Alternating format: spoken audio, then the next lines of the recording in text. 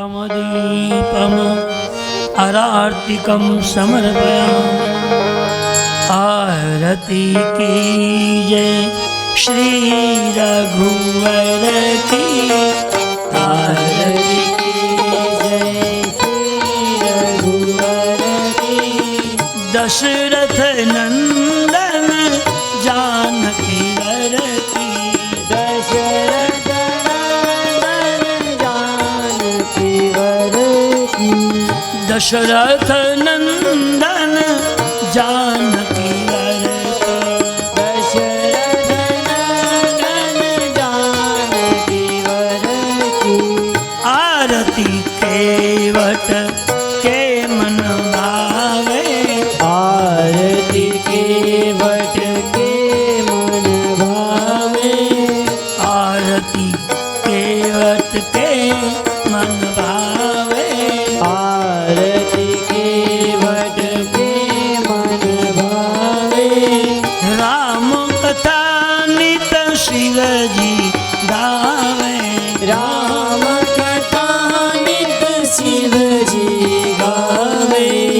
राम कथा नित तुलसी गावे, राम कथा नित तुलसी गावे। ज्योत से ज्योत जगा दो राम, ज्योत से ज्योत जगा दो राम। ज्योत से ज्योत जगा दो राम, ज्योत से ज्योत जगा दो राम। अपना दास बना दो राम, अपना दास बना दो राम। अपना दास बना दो राम, अपना दास बना दो राम। प्रेम का दीपक प्रेम की बाती, प्रेम का दीपक प्रेम की बाती। प्रेम का दीपक प्रेम की बाती, प्रेम का दीपक प्रेम की बाती। साधु संत करे दिन राति, साधु संत करे दिन राति। साधु संत करे दिन राति, साधु संत करे दिन राति। आरती कीजय श्री रघुवर की, आरती कीजय श्री रघुवर की। दशरथ नंदन जानकी वर की, दशरथ नंदन जानकी वर की। करगौर गौरम करुणावतारम संसार सारम भुजगेन्द्रहारम सदा वसंतम मरगियारविंदे भवं भवानी सहितं नमामि। मंगलम भगवान विष्णु मंगलम गरुड़ध्वज मंगलम पुंडरीकाक्ष मंगलाय तनो हरि। सर्वमंगल मंगले शिवे सर्वार्थ साधिके शरण्ये त्र्यंबके गौरी श्री नारायणे नमस्तुते। यानी कारणिज बापानी जन्मांतर કૃતાની સર્વાય નસંદ ફરતું પાણી ફેરી દેવાનું અને બાજુ છોડી દેવાનું. યાને કારણિજ બાપાનું જન્માંતર કૃતાની સર્વે સંત પ્રદક્ષિણામ પદે પદે જમણાથી ભગવાનની આરતી આપવાની. રામ પંચા દેવતા આવ્યો, કૃષ્ણ પંચા દેવતા આવ્યો, શ્રી પંચા દેવતા આવ્યો, રામાયણ ભગવાન દેવતા આવ્યો. આવે સ્થાપિત ધૂપમ દીપમ દર્શયામી, ભગવાનની આરતી આપી દો અને પછી પોતે આરતી લેવાની. આત્મ સંરક્ષણાર્થે સંયમ આરતીગમ સમર્પયામિ. કાયેન વાચા મનસેન્દ્રિયા બુદ્ધ્યાત્મનાવમ પ્રકૃતિ સવાદ કરોમિ યજ્ઞમ સકલમ પરસ્મે શ્રી નારાયણાયેતિ સમર્પયામિ.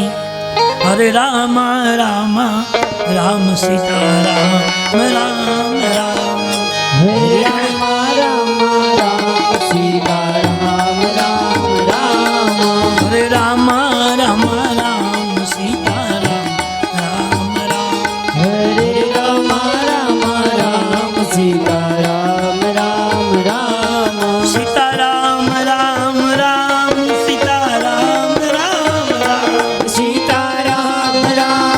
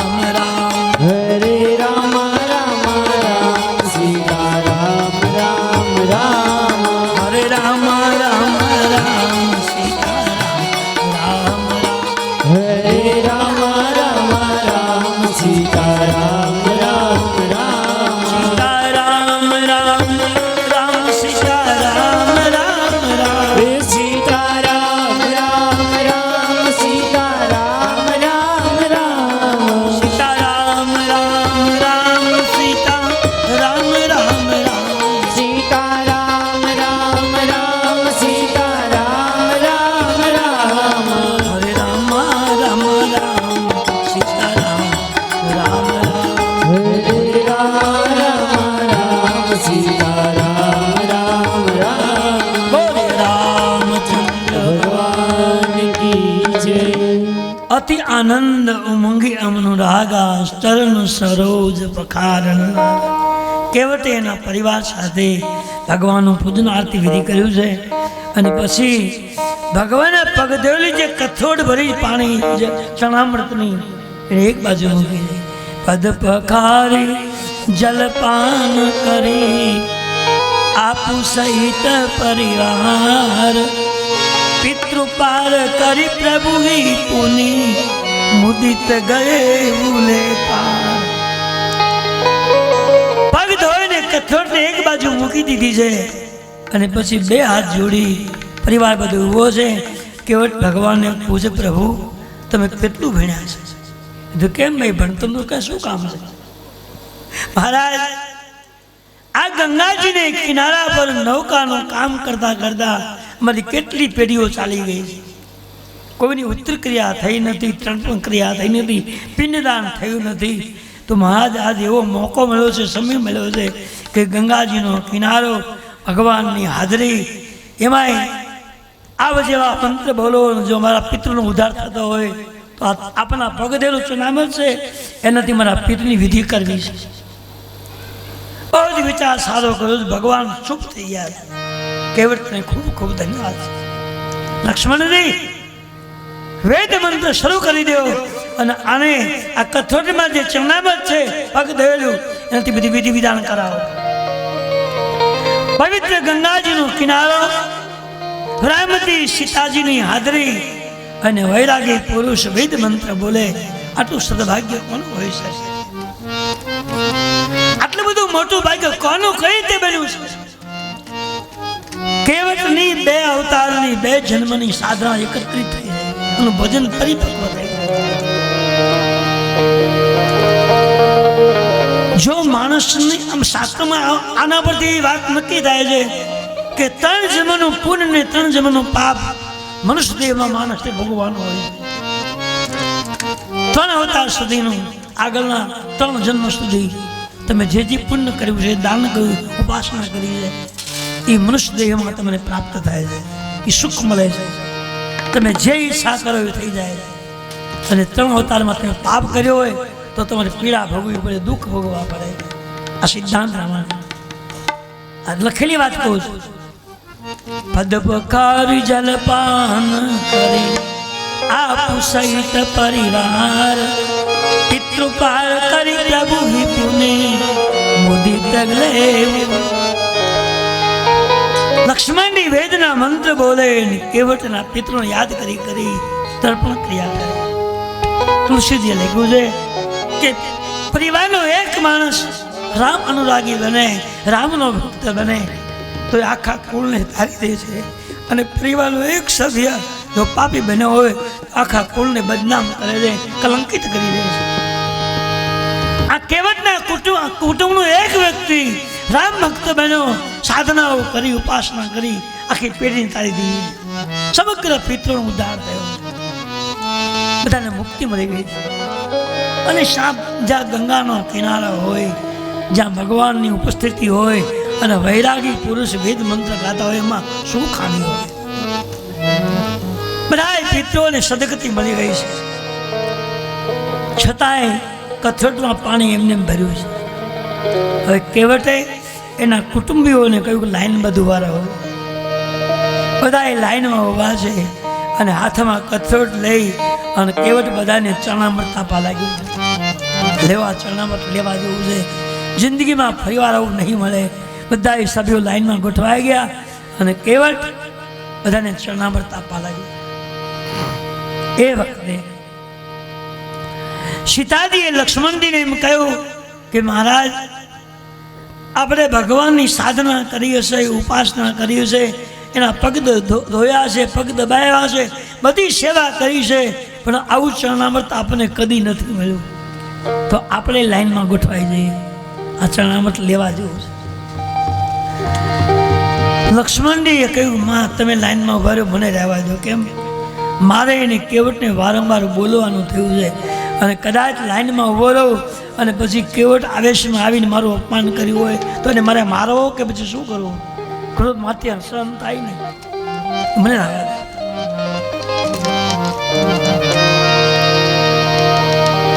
જાનકીજીએ કહ્યું, મહારાજ એક કામ કરો, જ્યારે કોઈ પણ પરમાત્માની કૃપાને મેળવી હોય, ભગવાનના કૃપાથી પ્રસાદ પ્રાપ્ત કરવો હોય તો થોડું સહન પણ કરવું પડે.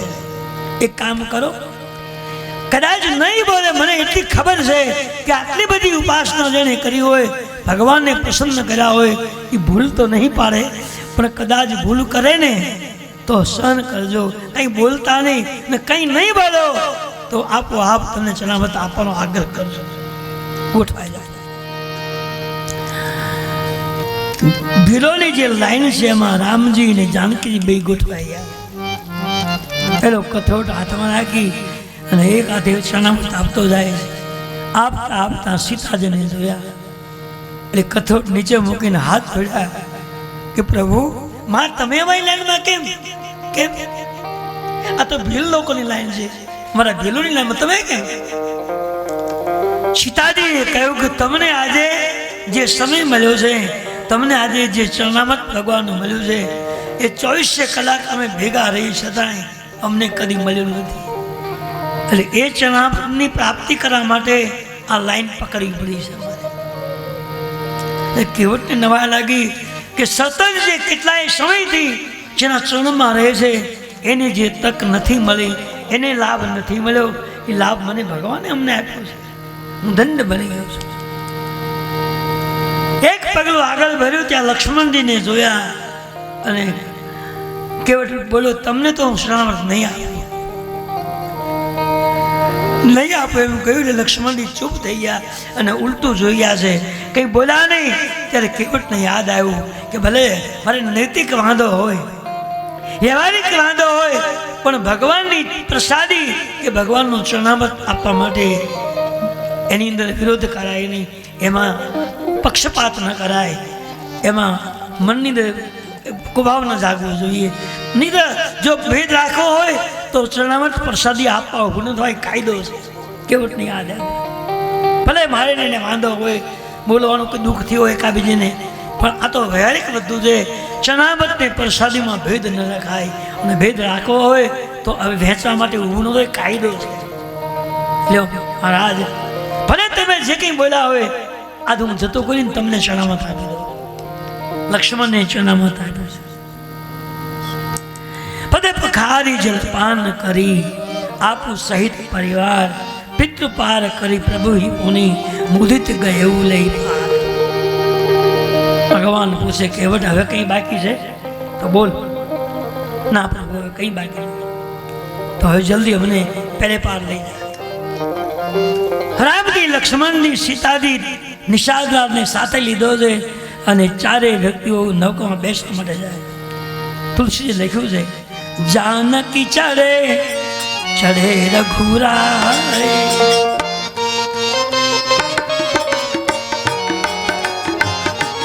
કેવટે નૌકાને દોરડાથી બાંધીને શેર કાંઠા પર ખેંચી છે અને નૌકાના પહેલા જાનકીજીને બેહાડ્યા છે, પછી રામજી બેઠા છે, પછી લક્ષ્મણજી અને પછી નિષાદરાજ.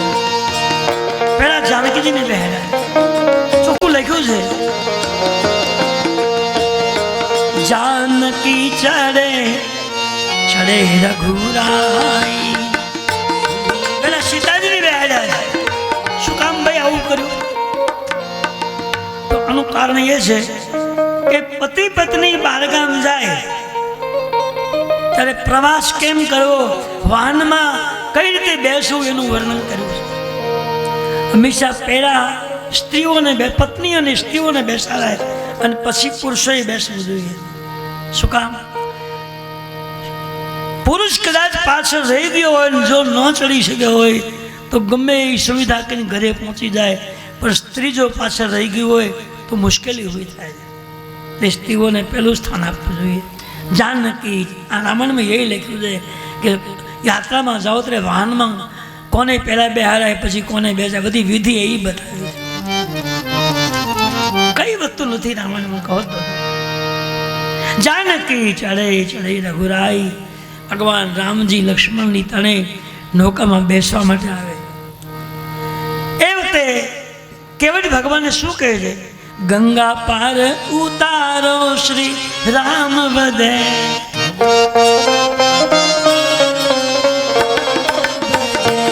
ભલે ભાઈ હસીને શ્રી રામ કહે. ભાઈ તો એમને લઈ જા, હવે સમય ન બગાડે. ગંગા પાર ઉતારો શ્રી રામ વધે, ભલે ભાઈ હસીને શ્રી રામ વધે. વાણ વાળા વાણ તો ભાર ખેંચે છે બહુ ભારી, લાખો મનુષ્યોને તારા હશે, આજે અમને ઉતારો શ્રી રામ વધે, આજે અમને ઉતારો શ્રી રામ વધે. ગંગા પાર ઉતારો શ્રી રામ, ગંગા પાર ઉતારો શ્રી રામ ભજે, હવે હસીને શ્રી રામ વધે. ભાઈ હસીને રામ ભજે. ભગવાન રામજીને કેવળ કે છે, મહારાજ મેં તો મારી નૌકા હાજર રાખી, તમને મેં બેસવાની કોશિશ કરી. આ તમે ગંગાના, હું ગંગાજીનો ખારો છું એટલે મારી નૌકા મેં હાજર રાખી અને તમને અહીં હાજર કરી દીધી છે. પણ જે દિવસે મારો સમય આવે ત્યારે તમે કંઈક વ્યવસ્થા કરશો કે મારી નહીં કરો? વચન મારા કોતરી દિલમાં પ્રભુ તમે રાખજો, ભવસાગર પાર ઉતરતા પ્રભુ તમારી નૌકા હાજર રાખજો. આજે ગંગાજીને પાર લઈ જવા માટે મારી નૌકા મેં જેમ કમ્પ્લીટ તમારી માટે રાખી છે, એમ જ્યારે આ સંસાર સાગરને પૂરો કરી અને પેલે પાર જવાનો મારો ટાઈમ આવશે ત્યારે તો મને ઓળખશો કે નહીં ઓળખો? મને લઈ તમારી નૌકા લાવશો ને તમે? વચન મારા કોતરી પ્રભુ દિલમાં તમે રાખજો, બહુ સિંધુ પાર જવા તકે તમારી હોડી હાજર રાખજો. મહારાજ અસંખ્ય લોકો ઉભા છે, એમ મને ઓળખશો કે નહીં ઓળખો? ભૂલી તો નહીં જાવ ને? ના કહેવાય. લાખો લોકો ઉભા છે, એમાં હું તારો હાથ પકડીશ. હાથ તારી નૌકા કમ્પ્લીટ છે અને મારી નૌકા બહાર ઊભી છે, તને હું બેહાડી. તારી તો નૌકા છે પણ એ વખતે હું વિમાન લઈને આવીશ અને મારા વિમાનમાં તને બેસાડીને આકાશ માર્ગે લઈ જઈશ. બોલો બીજું કઈ જોઈએ છે? સાધના શું ન કરી શકે ભાઈ? બસ પ્રભુ કઈ છે.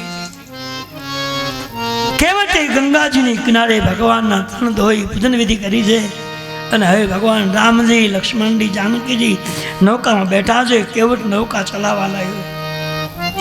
ચલાવતા ચલાવતા થોડોક આગળ ગયો એટલે કેવટનું હૈયું ભરાય પછી. હું સામાન્ય એક ઢીલ નિષ્કુળમાં જન્મેલો વ્યક્તિ, ભગવાને મારી બધી તમન્ના પૂરી કરી છે. આજ ભગવાન મને મળ્યા છે, હવે ફરી મને મળશે કે નહીં મળે? તક મને આવી મળશે કે નહીં મળે? એ વિચારમાં ને વિચારમાં કેવટની આંખમાંથી આંસુ મીના પડવા અને નૌકા ચલાવવાનું ભૂલી ગયો છે.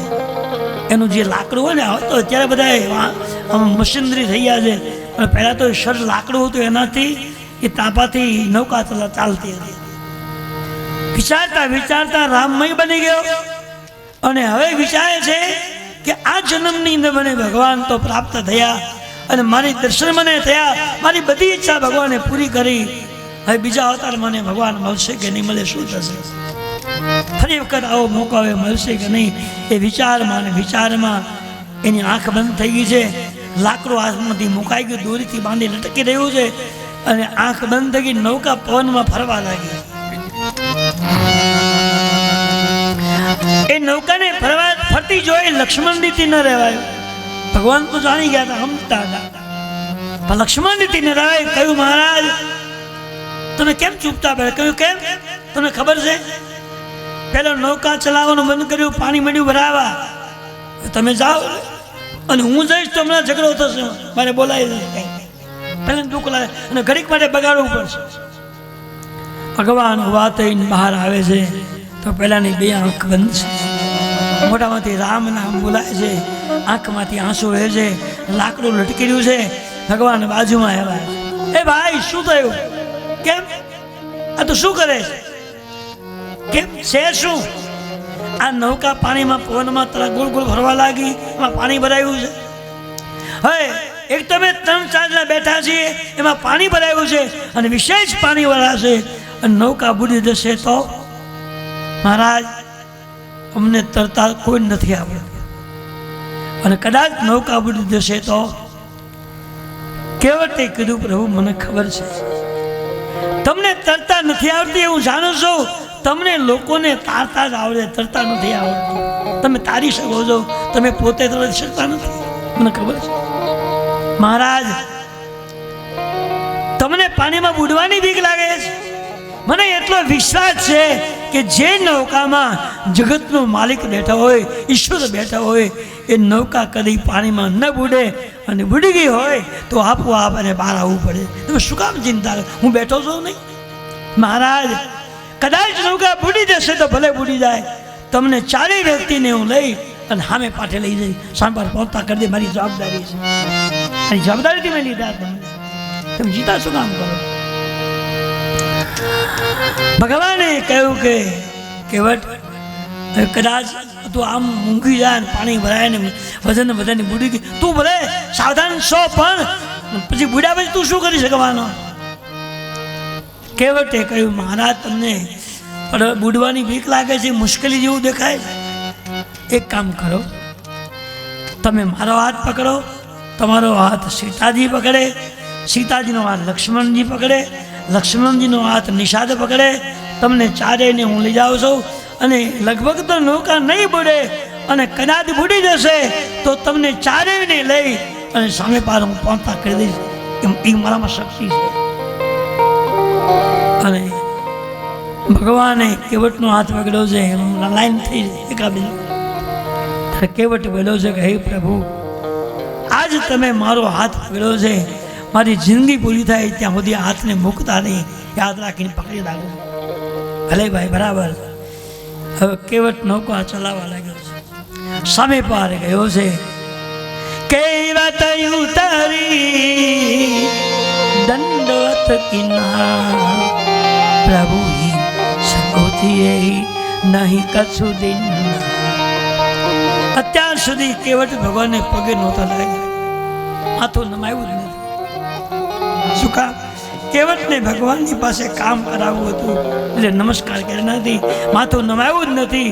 પણ સામે પાર ગયા અને પછી રામજી, લક્ષ્મણજી, જાનકીજી નૌકામાંથી એ ગંગાને કાંઠે ઉતરીને ઉભા છે. કેવટે નીચે ઉતરી નૌકાને દોરડાથી બાંધી દીધી અને દોટ મૂકીને દોડ્યો છે અને ભગવાનના ચરણમાં મસ્તક મૂકીને રવા લાગ્યો.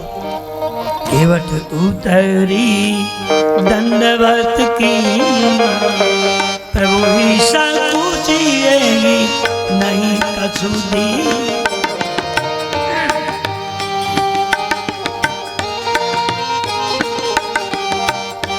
અત્યાર સુધી કેવટ ભગવાનને પગે નહોતો લાગ્યો.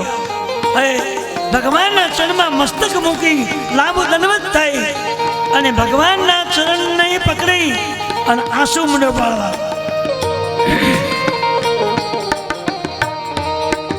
અને કેવટે ભગવાનની પાસે માગણી કરી હતી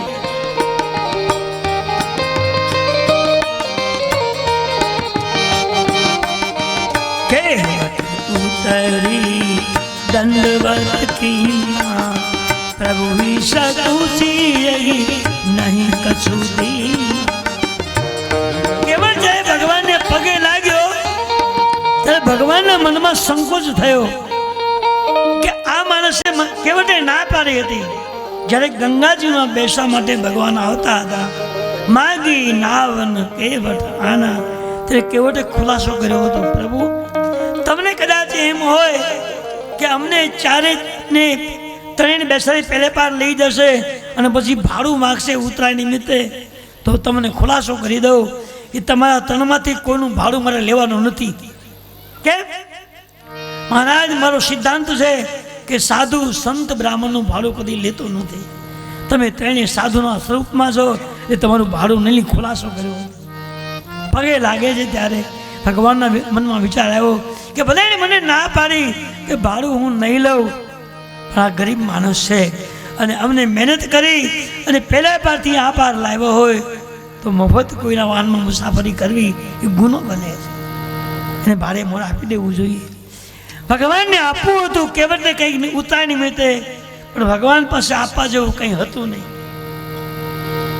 એ વખતે ભગવાન રામજીએ જાનકીજી સામે જોયું. ખાલી સામે બોલ્યા નથી, ખાલી સામે જોયું. પ્રિય કી સિયા જાનકી, ભગવાને માત્ર સામે જોયું.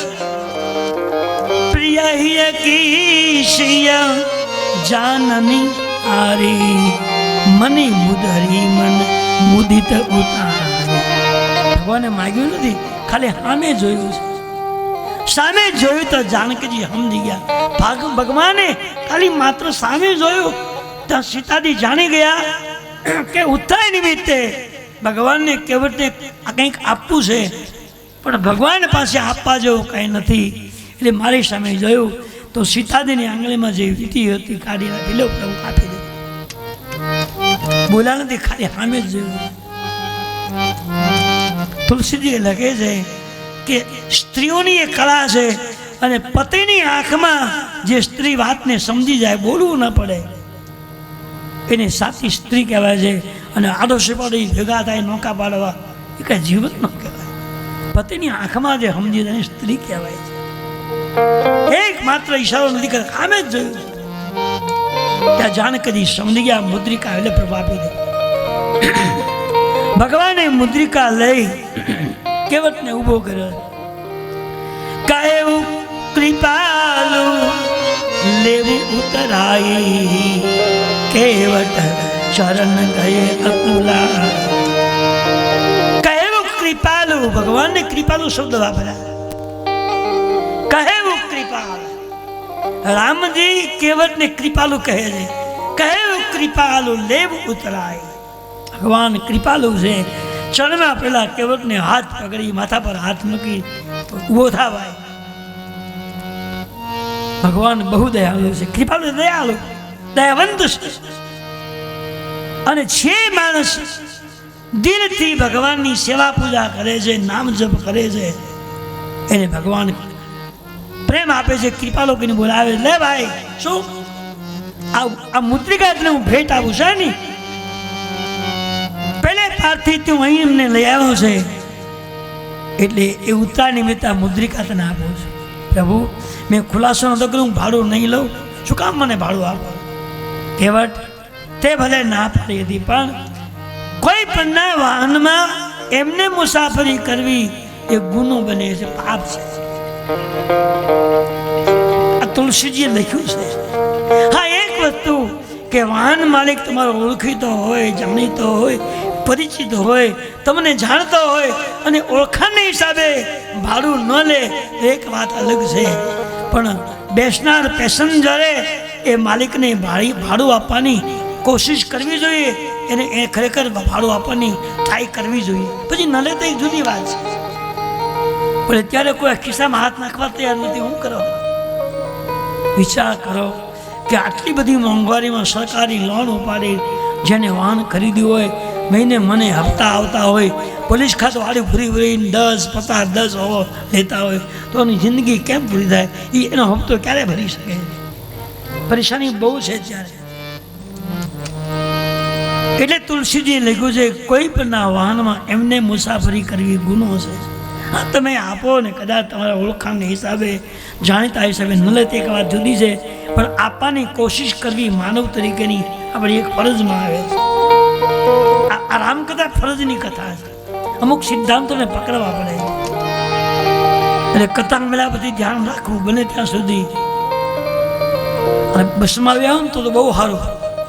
કદાચ તમે ભાડું ન આપ્યું હોય તો ચેકરવાળા પકડી સીધા ઉઠાવી જ જાય. હવે તો કાયદો કરી નાખ્યો 10 વર્ષની જેલ છે, કાંઈ માથાકૂટ નહીં. કા 10 ગણું ભાડું, ભાવનગરથી મવાનું ભાડું જે હોય 10 ગણું કરી નાખ્યું. ક્યાં ત્યાં ઊભા પહોંચે, કાંઈ માથાકૂટ જ નહીં. એટલે એમાં કંઈ ન થાય. પણ આ લોકો જે પ્રાઇવેટ વાહનવાળા છે એને કોઈ ભાડું આપતું નથી, તકલીફ એ છે. એટલે તુલસી કદાચ લખ્યું હોય કે કલયુગમાં કોઈ પ્રાઇવેટ લોકોને વાહનવાળાને ભાડું નહીં આપે. જ્યાં લખ્યું છે અને લખેલું સાંભળ્યા પછી કદાચ નિયમ પાળે મળે આપવા તો સારી વાત છે. પ્રભુ નહીં લેવું ભાવ નહીં તો લેવું જ પડશે. ભગવાન પરાણે એ મુદ્રિકા આપવાની કોશિશ કરે છે ને કેવટ કે હું લઉં નહીં. વિચાર કરો, જે સમયમાં ભગવાન આપવા માટે તૈયાર થયા હતા ત્યારે કોઈ અનિતનું લેવા માટે તૈયાર નહોતું. અને આજે આપે એમ નથી તો માગ્યા માગ, આ મારું કરી દઉં, આ કામ કરી દઉં. માતાજીને ભગવાનને હક લેવા નથી દેતા. બસ આ મારું કામ અટક્યું છે. આપણા કામ અટક્યા ભગવાને કંઈ ગુનો કર્યો છે? તમારા કર્મથી અટક્યું છે, ભગવાન શું કરવાનું? પણ બસ આપણે એક દિશા માગ્યા માગ કરીએ. કેવટે કહ્યું મહારાજ અબ કશુનાથન ચાહિય મોરે દીન દયાલ અનુગ્રહ તો. અબ કશુનાથ પ્રભુ હવે મને કોઈ ઈચ્છા નહીં, હું માગીશ નહીં. કેવટ ભગવાને કહ્યું નહીં તે માગવું જ પડે, લેવું જ પડશે. કેવટ કે હું લેવું નહીં અને ભગવાન કે હું આપ્યા વગર જાઉં નહીં. વિચાર કરો, સાધના હોય તો ન માગો તો ભગવાન પરાણે તમને આપશે. સાધના ઉપાસના ન હોય તો ગમે એટલું માગો છતાં નથી મળવાનું. સીધો હિસાબ છે. બહુ આગ્રહ કરો, તું લે ભાઈ, તારે લેવું પડશે. કહેવાય જે વ્યક્તિ એ પુરુષાર્થ કરી અને અમને ગંગાના પાર કરાવ્યો હોય એની એને મફત મુસાફરી કરવી એ ગુનો બને છે. તું લઈ લે. કેવટ ના પડે, હું ના લઉં. ભગવાન કઈ મારે તને આપવું છે. અતિશય આગ્રહ કર્યો ને કેવટને એમ લાગ્યું કે આટલો બધો આગ્રહ કરી ભગવાન મને કહે છે તું લઈ લે, અને હવે જો હું ન લઉં તો મેં ભગવાનનું અપમાન કર્યું કહેવાય. એટલે કેવટે કીધું બધું એક કામ કરો, એ મુદ્રિકા તમારી પાસે રાખો. વનવાસ 14 પૂરો કરી અમે પાછા વળીએ ત્યારે અહીંથી ચાલશું. કારણ કે અમે ત્રણેય વ્યક્તિઓ સાધના કરવા જઈએ છીએ, ઉપાસના માટે જંગલમાં જઈએ છીએ. ઘાસની ઝૂંપડી બનાવી, ઘાસનું આસન બનાવી, ફળ ફૂલનો આહાર કરી અને પવિત્ર નદીઓના જળનું પાન કરી ભજન કરવાનું છે. અને એ મુદ્રિકા મારે ક્યાં સાચવી? તમે રાખો મહારાજ. ભગવાને કહે નહીં તું રાખ ભાઈ. નહીં, બહુ આગળ કરે. કેવટે કહ્યું મહારાજ એક કામ કરો, તમારી પાસે રાખો. ના ભાઈ, અમારે વનવાસમાં રહેવાનું છે, ત્યાં જોખમ નહીં, તમારે રાખવું પડશે. કેમ? ફિરતી બાર મોહી જો દેવા, સૌ પ્રસાદ મેં શિર ધરી લેવા. મહારાજ 14 વર્ષ પૂરા કરીને જાય તમે ત્રણેય પાછા વળો તો અહીંથી ચાલજો. અને એ વખતે પ્રસાદી રૂપે જે કંઈ આપશે હું લઈશ. આજે હું નહીં લઉં. મારી પાસે સીતાજી ને ભગવાન રામજીને આંખમાંથી હરખના આંસુ આવ્યા. એ માણસ કેટલો બધો હોશિયાર છે. અત્યારથી 14 વર્ષ સુધી આને કાંઈ થાય નહીં એનું મારે ધ્યાન રાખવાનું. કે લેણું હોય મારે ચૂકતું કરવું પડે, ત્યાં એને કાંઈ ન થાય એનું મારે ધ્યાન રાખવાનું.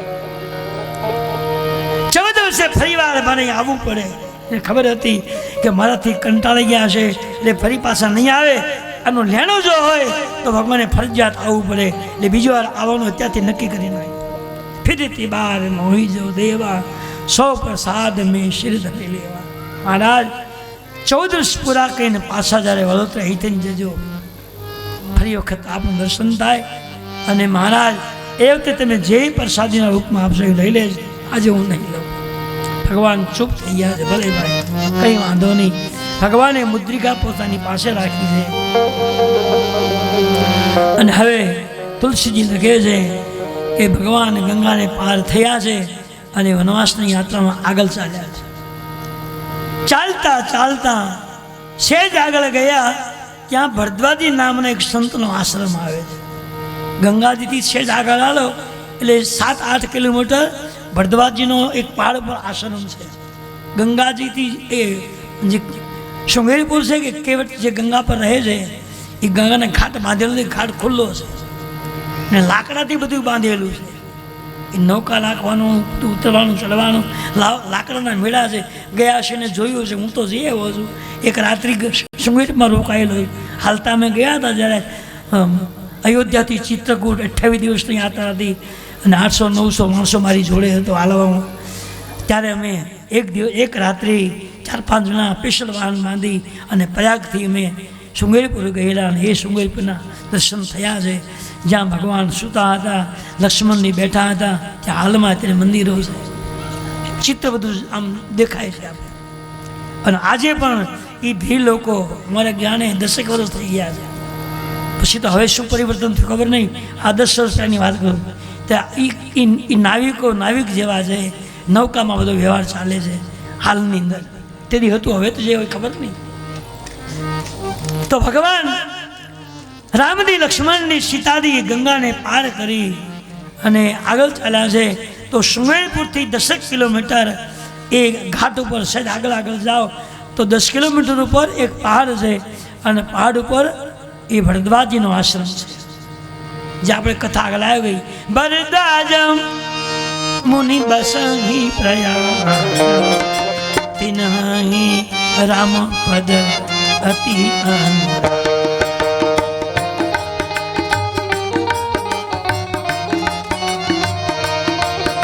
ગંગાજી સુધી ભગવાન રામજી, લક્ષ્મણજી એ વાહનમાં આવ્યા હતા અને ગંગાને પાર કર્યા પછી રામજી, લક્ષ્મણજી, સીતાદેવી વનવાસમાં પગે ચાલતા જાય છે. શૃંગેરીપુરથી આગળ ચાલતા થોડી દૂરી ગયા તો ભરદ્વાજી નામના એક સંતનો આશ્રમ છે. જે ભરદ્વાજીને પ્રયાગમાં યાજ્ઞવલ્ક જે કથા સંભળાવી એ રામ ભક્ત ભરદ્વાજી છે, એનો આશ્રમ છે. અને રામજી, લક્ષ્મણજી ચાલતા એ આશ્રમમાં ગયા છે. ભરદ્વાજીએ સ્વાગત કર્યું છે, સન્માન કર્યું છે. જે ત્રણેયને રોકાવાનો આગ્રહ કર્યો છે. ભગવાન ત્યાં રોકાયા છે, રાત્રિ મુકામ કર્યો છે. રાત્રિ ભરદ્વાજી સાથે ભગવાનનો સત્સંગ ચાલ્યો છે. પણ ભગવાને રાત્રિ દરમિયાન એક પાત્રમાં સિંહ અને બકરીને પાણી પીતા જોયા, કૂતરુને બિલાડાને એક પાત્રમાં જમતા જોયા, પાણી પીતા જોયા અને એ પર્ણકુટીમાં રમતા જોયા.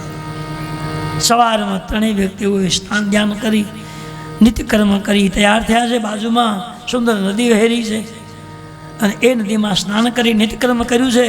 અને હવે ભગવાન એ ભરદ્વાજી પાસે જાય છે અને ભરદ્વાજીને એવું પૂછે છે.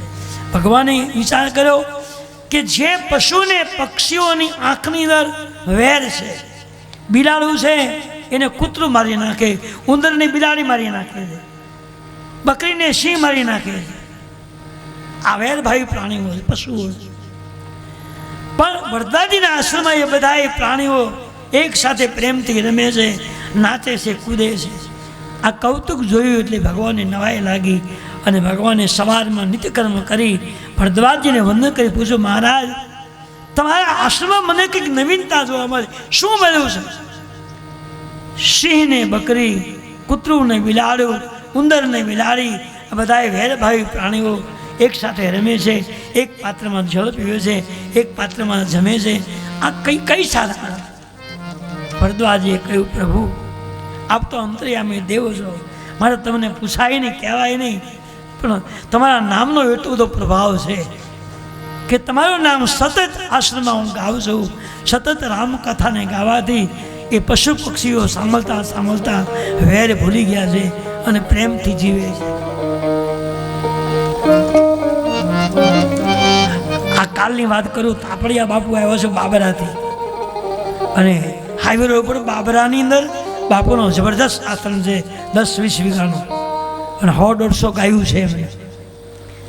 અને અમે જ્યારે અમારા પરિવારને લઈને અમે જતા, મારો બાબુ નોકરી કરતો હતો ખંભાળિયા, એટલે બાબરા થઈને જવું પડે. 4 વ્હીલ લઈને નીકળ્યા એટલે બોર્ડ જોયું, આપણે મહાત્માને રોકતા નહોતા, અમે ગયા. એટલે બાપા યજ્ઞ કરતા હતા, બહુ સિદ્ધ સાધુ છે. કૂતરું ને બિલાડું બધા પક્ષીઓ એની પાસે બેઠા બેઠા ફરતા ફરતા આમ રમે છે, એને ખભા પર બેસી જાય, પછી રમે.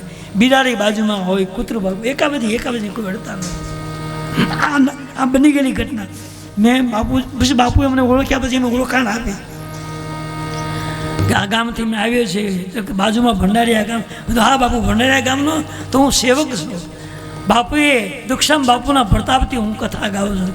પછી અમારા બધા બધું બતાવ્યું, અને બાપુ ખુશ થઈ ગયા. મને કે હવે જમ્યા વગર તો જવાય જ નહીં. દુક્ષામ બાપુના જે સેવક એ તો મારા સેવક જ કહેવાય. અમે કે હવે જવા નહોતું. તાત્કાલિક રસોઈ બનાવેલો, દાળ ભાત શાક રોટલી ફર્સ્ટ ક્લાસ બનાવ્યું, ભજીયા બનાવ્યા, અમને જમાડ્યા. એક ચાદરે ઓઢાડી, એક 1100 રૂપિયાના કવર મને આપ્યા. મારા ઘરનાને, ફૂલુના ઘરનાને, ફૂલુને મને બાપુ એ કે તમે ચૂપ રહો, અહીં ઠાકોરજી પૈસાનો વરસાદ વરસાવે, કોઈ વાપરનાર નથી. ઢગલા ને ઢગલા ગુરુ બની લહેર કરો, લહેર કરો. પણ દુક્ષામ બાપુ મારા ખાસ નહીં. અમે બે મિત્રો હતા, બહુ સાથે ઉપાસનાઓ કરી, બહુ યાત્રા કરી, ખુલ્લા પગે ખૂબ જંગલમાં ફર્યા છીએ, ખૂબ સાધનાઓ કરી છે, બહુ આનંદ કર્યો છે. અને પ્રાય 2 કલાક 3 કલાક રાત્રિ રોક્યા છે. પછી મોડા અમારે ગાડી તો ઘરની હતી, મોડા નીકળી આવી. પછી જેટલી વાર નીકળી અમને કીધું અહીં મળ્યા વગર જવાનું નહીં, આ તમારો આશ્રમ છે. કાલે મને જોઈ ગયા એટલે ભેટી પડ્યા. હું કોઈ દર્શન કરાવી ગયો કાલે બપોરે. તો બાપુ આ જગ્યામાં મેં 3 કથા કરી. બાપુ આમ તો 5 કરી, પણ 3 કથા બાપુની હાજરીમાં કરી, અને બાપુ ગયા પછી બીજી 2-3 કથા કરી. અત્યારે બધું એના આશીર્વાદથી અહીં કથા હાલે છે. આપ પધારો ત્યાં.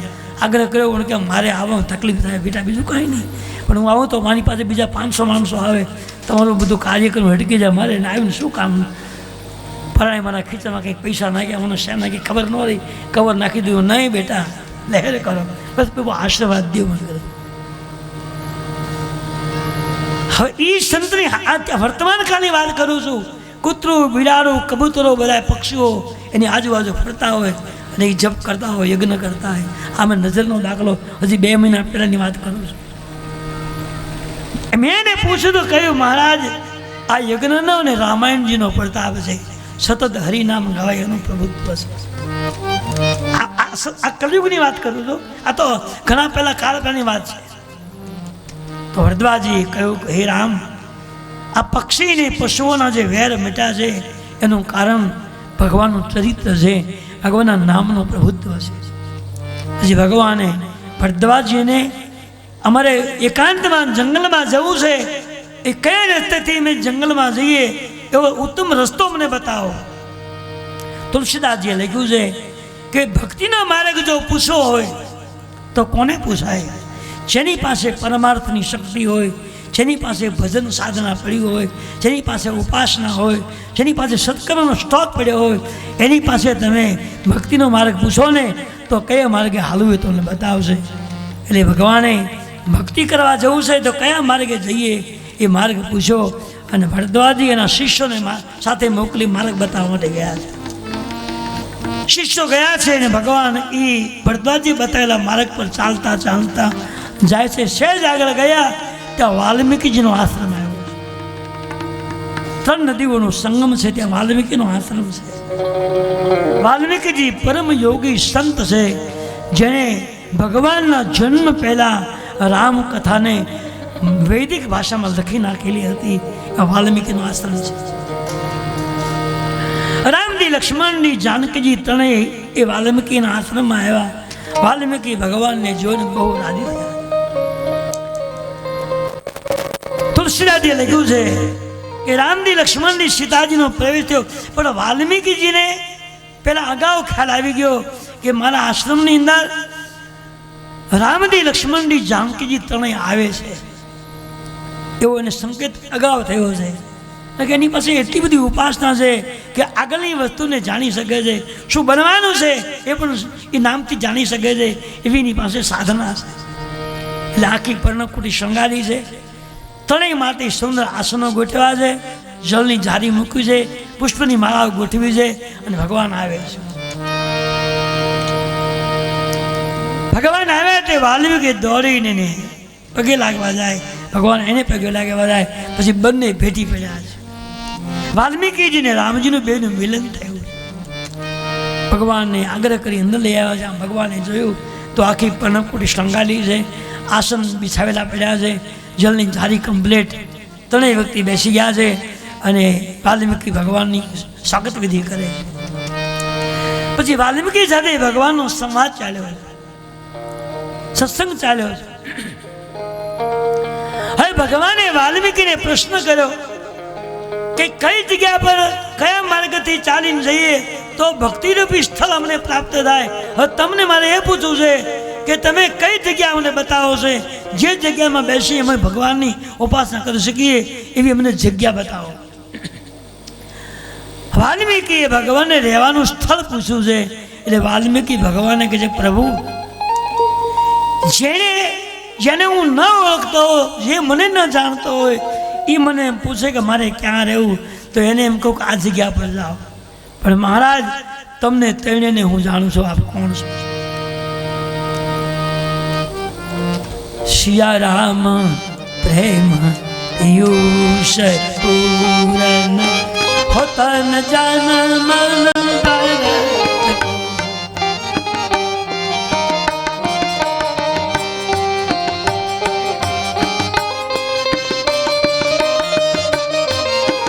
રામજી કોણ છે, સીતાજી કોણ છે, લક્ષ્મણજી કોણ છે, એ ત્રણેયને હું જાણું છું.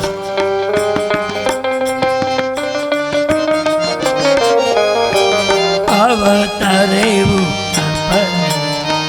ભગત હિત નિજ તંતની રઘુકુલ સોહી રામ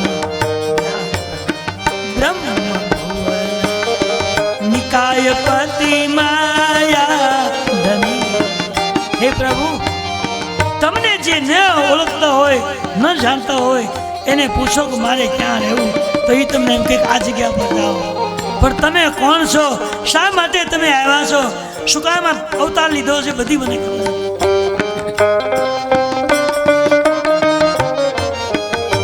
સુરકાજ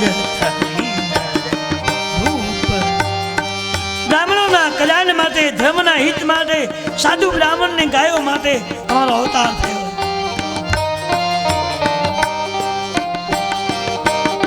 હું તમને તઈને પૂરેપૂરા જાણું છું, છતાં મને પૂછો મારે ક્યાં રહેવું એમ.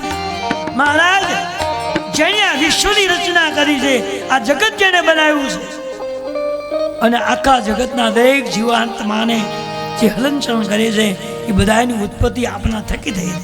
જગ પે ખન તુમ દેખ નિહારા વિધિ હરિ શંભુ નચાવ.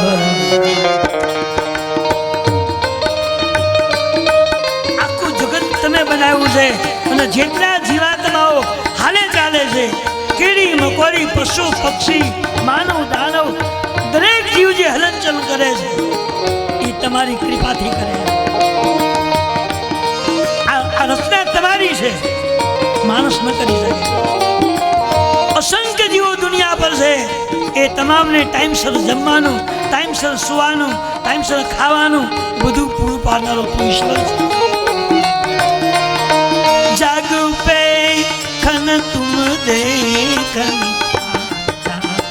વિધિ હરિ શંભુ નચાવર. આખા વિશ્વનું સંચાલન, વહીવટ કરનારો દેવ મને પૂછે મારે ક્યાં રહેવું એમ.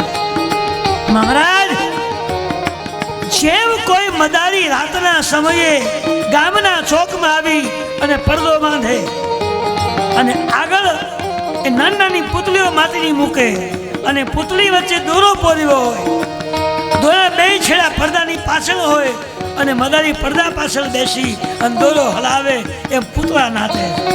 પેલા 32 પૂતળા ગામડામાં આવતા, ખબર?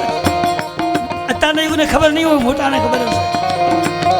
માટીના પૂતળા નાના નાના, અને મદારી એ પડદો બાંધી અને પૂતળા વચ્ચે દોરો પૂરી બે છેડા પાછળ રાખે અને પાછળ બેઠો બેઠો દોરો હલાવે એમ પૂતળા નાચે રમે દોડે.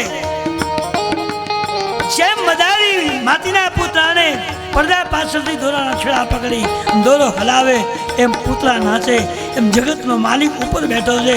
આ બધાની લગામ એના હાથમાં છે. એ દોરી હલાવે એમ જગતના જીવ નાચે. આ હલવું ચાલુ બધું ઈ કરે. આ તુલસી લખેલી વાત.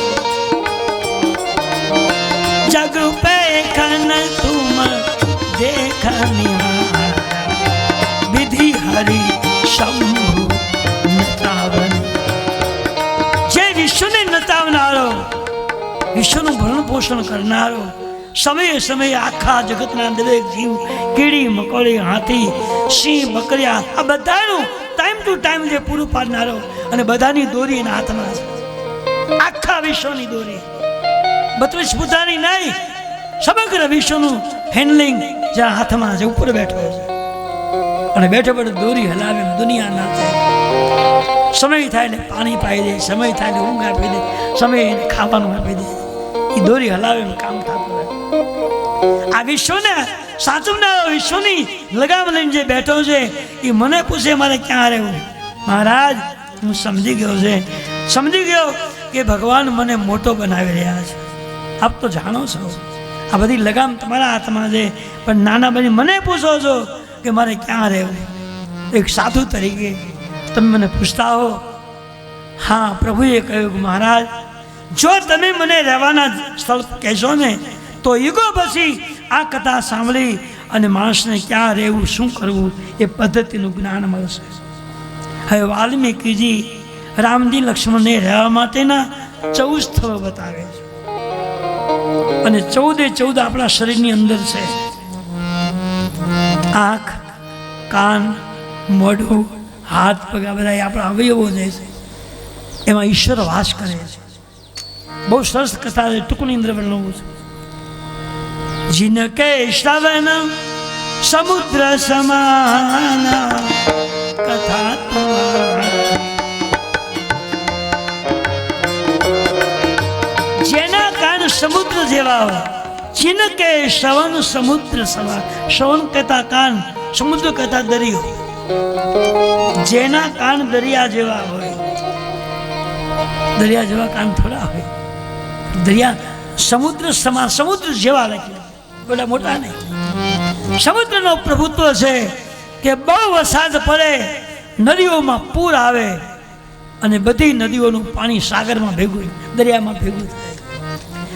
બહુ વરસાદ પડે તો તળાવ છલકાઈ જાય, નદીઓમાં પૂર આવે, નદી છલકાઈ જાય, કોઈને તાણી જાય અને બધું જ પાણી દરિયામાં ભેગું થાય. પણ દરિયો ક્યાંય છલકાઈ ગયો ને કોઈને તાણી ગયો સાંભળ્યું છે? ગમે તે નદીઓનું પૂર આવે, પાણી આવે, પણ દરિયો કદી છલકાતો નથી. બધું પાણી પોતાનામાં સમાવી લે.